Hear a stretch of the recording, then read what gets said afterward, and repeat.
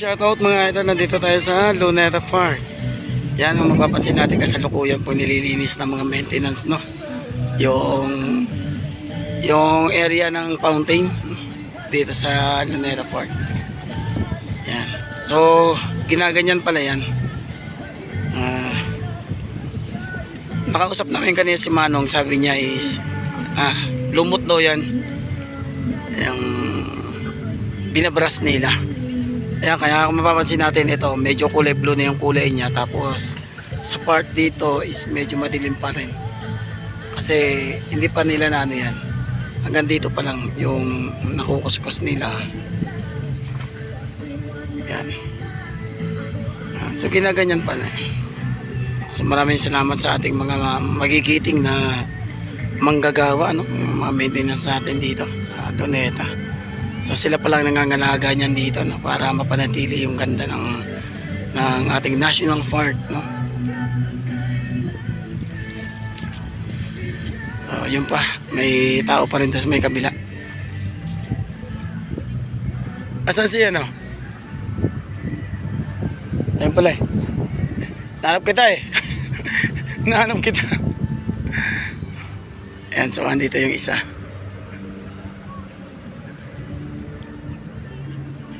So sa ngayon dito kasi medyo mainit pa yung medyo mainit pa yung panahon, no? So may mga ilan mangilan-ngilan pa rin naman na pumupunta, no? Ayan, may mga pamilya, ayan, may mga kasamang bata. Ayan, yun pala yung malalim. Medyo malalim tong isa dito kasi yung kanina dun sa kabila alos gabewang lang. So ito pala is ito yung sinasabing hanggang kilikili daw yung lalim. Ito yung pinaka-sentro eh. Ito yung may magandang parang pa-8 yung fountain niya. Yan. So yun, shout out sa lahat, no. Para dun sa mga nakarating na rito o pupunta pa lang, no. Sa mga hindi pa nakapunta rito. So ito po ngayon ang latest ngayon dito sa Luneta Park. Busy yung mga maintenance dito na magkabit ng mga additional speaker, mga Christmas decor. Kanina may nakita tayo kanina mga nagkakabitan ng mga Christmas decor, no, para siguro na rin sa siyempre preparation na rin yun para sa darating na holiday season. So marami na silang kinakabit dito. Ayun, mapapansin niyo sila, no, busy na sila sa pagkakabit ng mga pailaw.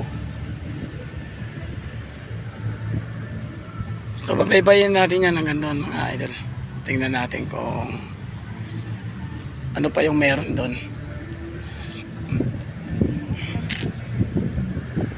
So doon sa kabilang side, doon sa may kabilang side doon, yung malapit doon sa dating pwesto nung statue dati ni Lapu-Lapu, yun, sa halos tapat ng museum.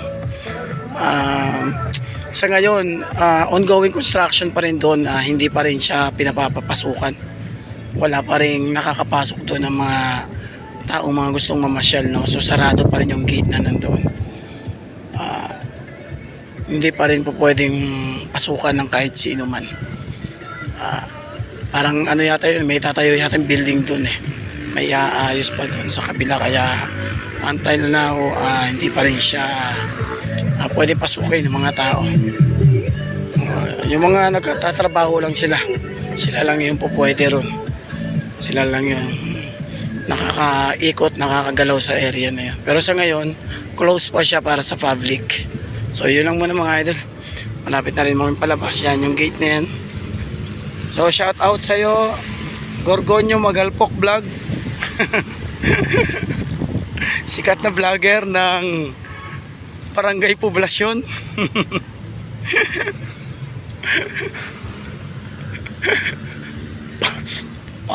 Parang ang pangit yata. Parang ang pangit yata. Ay, dito nilipat. Inilipat. Ano lang yan, halos nakatayo lang yan. Oo. Hindi, sa may bandang gitna yan eh. Doon pa yan sa may bandang gitna eh. Ang itsura ng pinaka base niyan malaki. Malaki yung pinaka tinutungtungan niyan eh. Tingnan mo ngayon, maliit lang. Mas maliit siya.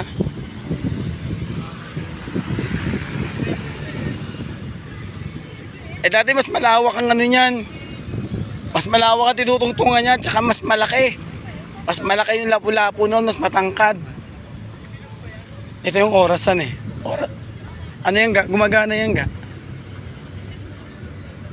Yan yung orasan yan. Kung titingnan mo sa area yan, sa ibabaw.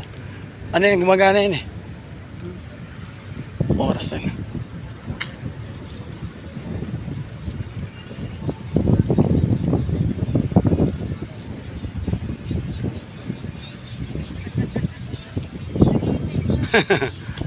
Ayun.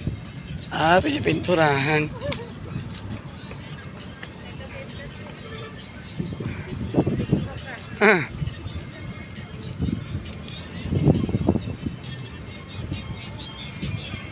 Ayos na rin ngayon. Yung lapu-lapo. Kaya lang nilagay siya sa mas maliit na na pinaka base no. Dati kasi yung mga nakakita na diyan noon before mas malaki yung tinutungtungan niya, 'di ba dati? Tsaka mas malawak. So ngayon, kung mapapansin natin parang ano na lang. Parang maliit na parang maliit na base na lang yung tinutungtungan niya. Hindi katulad noon na sobrang laki at napapasyalan pa. I think parang ano yata yung dati, yung paligid noon is skating area. Yan. So palabas na kami mga idol. Maraming salamat sa pagsama. Ito na yung gate ng exit, no?